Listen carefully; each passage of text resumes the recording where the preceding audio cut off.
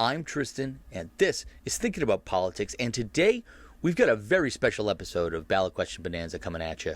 We're covering an issue that every other political philosopher around is just too chicken to cover.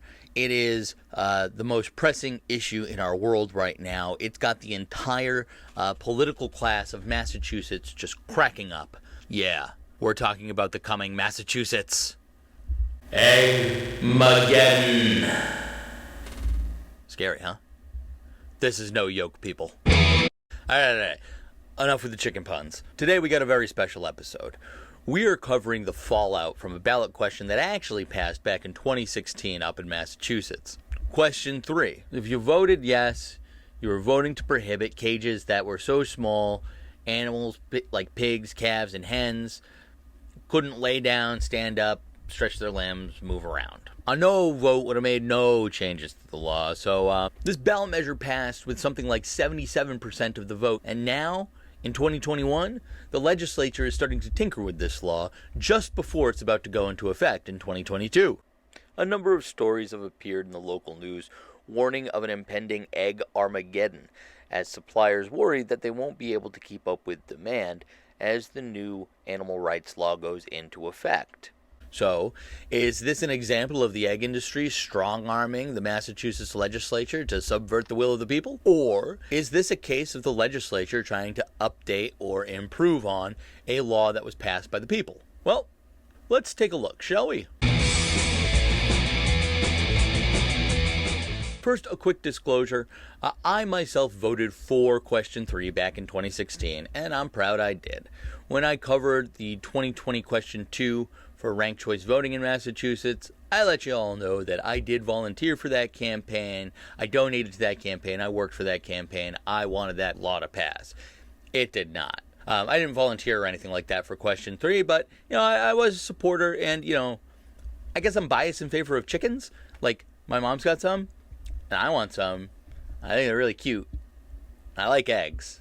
Anyway, regardless of that, I just want you to know that I'm going to work hard to bracket that bias and really have an open mind about the issue so that I'm not led astray by some of the prejudices I might have in my own head. I want to make sure I'm not getting bamboozled by anybody here. So let's start by reading the text of the question.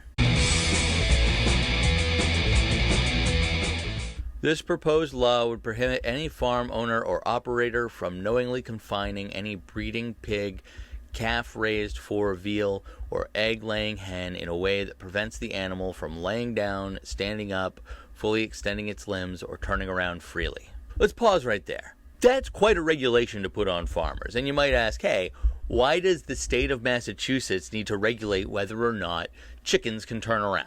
Well, part of it has to do with the conditions that these animals are kept in. I did a little bit of research on my end, and I'll just walk you through what I did. ASPCA, I know them. We can trust them. They're a big organization that's well known and wants to keep a good reputation for telling the truth. So let's take a look at the chickens. Stacked in windowless sheds containing rows of stacked battery cages. So clearly this law is not going to solve all of these issues here. You can debate the size of the dent that these types of laws will make, but it seems like a reasonable one.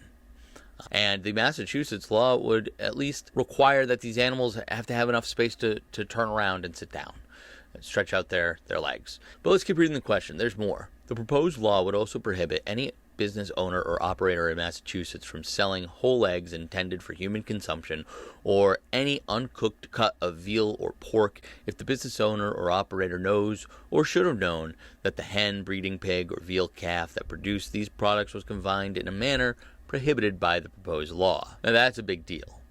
Not only are you not allowed to raise your pigs and calf and chickens this way in Massachusetts, but you're not allowed to sell animals raised in this way in Massachusetts.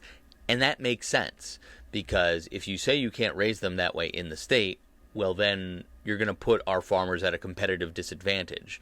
You can't mandate higher ethical treatment of animals in Massachusetts while allowing animals produced elsewhere in less favorable conditions. But check it out, the proposed law would exempt sales of food products that combine veal, pork, or other products, including soup, sandwiches, pizzas, hot dogs, or other types of processed foods.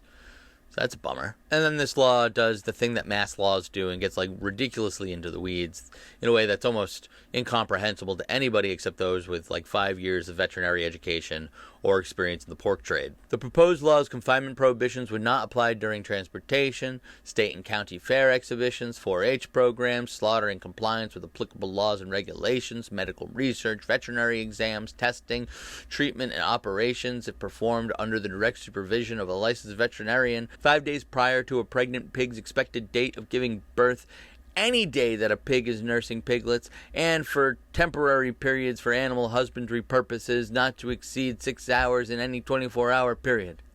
Whew. And this is the law that was given over to Massachusetts citizens.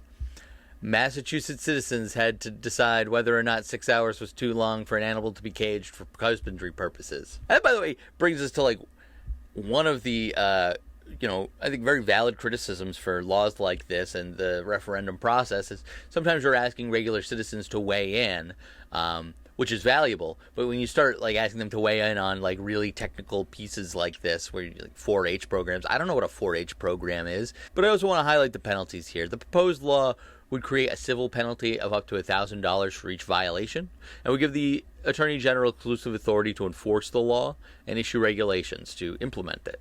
So again, you're giving this over to citizens. Is that a fair penalty? Is $1,000 enough? Too much? I don't know. If I sell a dozen eggs that were laid by squished chickens, is that a $1,000 fine, or is that a $12,000 fine, $1,000 for each egg, another $12,000 fine for each squished chicken? I guess the courts will have to hash that out, I suppose. I don't know. But look, now here's the details. Well, it turns out that the phrase, enough room for an egg-laying hen to stand up, lay down, stretch its limbs, and turn around, means 1.5 feet per chicken. 1.5 feet of floor space. So, as the ASPCA kind of tells us, the average chicken right now is living on a space about the size of a piece of paper here. 1.5 feet isn't big, but percentage-wise, it's a lot bigger than that little thing. And so the new law that's been introduced in the Massachusetts legislature would reduce this 1.5 square foot requirement to a square foot of living space per chicken, which right now is actually the industry standard. So we're feeling pretty good about this cage-free egg law, and there have been producers that have been investing to meet the Massachusetts requirement. One Connecticut egg producer that sells a lot of eggs in Massachusetts has invested millions of dollars in renovating their space with the idea of having aviary cages. And these are cages that'll allow, I can't find a lot of specifics here, but it'll allow some sort of ability for chickens to go up like ramps and go onto a second level, maybe perch. But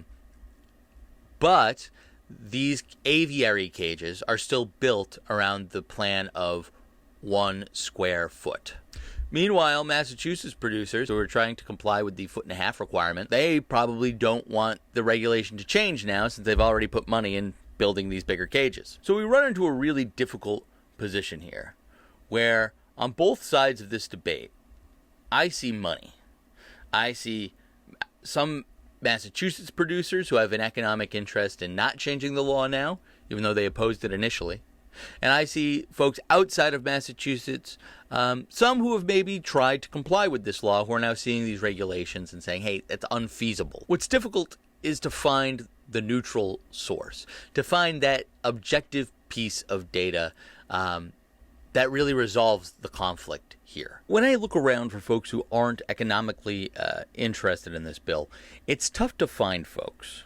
What I did find was a story on WGBH, which is the local PBS affiliate here, where a gentleman by the name of Bill Miller, who was speaking on behalf of something called the Humane Farming Association, said that, these egg bills allow producers to cram 50% more hens into a facility than the current law would, right? And is that really an enhancement of what voters wanted?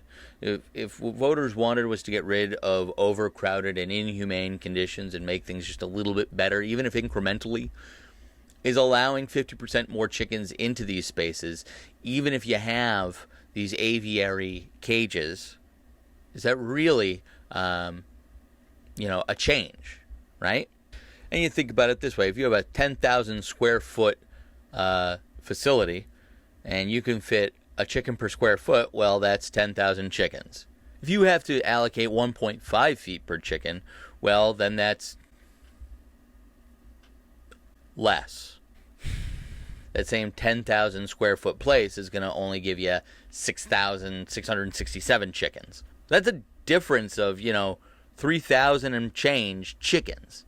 That's a lot of chickens. So what do you guys think? Are egg producers outside Massachusetts who are trying to get this law changed just trying to protect their bottom line? Or are they really interested in the welfare of chickens? Are in-state producers, represented by the Farm Bureau, really interested in maintaining the bill because it is what the will of the people decided, or because it protects their investment? It's an interesting topic. What's telling for me is this. Is a lot of the press coverage focuses on the idea that, we're going to have an egg shortage. Not really about the ethical treatment of animals. And it seems like the people of Massachusetts decided they wanted better treatment. And now that we're getting pushback from the industry, I think it's, we got to decide whether or not we're going to make the industry adapt to what we think is ethical, or whether we're going to adapt our ethics to what we think is economical. Always an interesting question. But, that's it for me. You've been great. I hope we see you again. But until next time, keep thinking.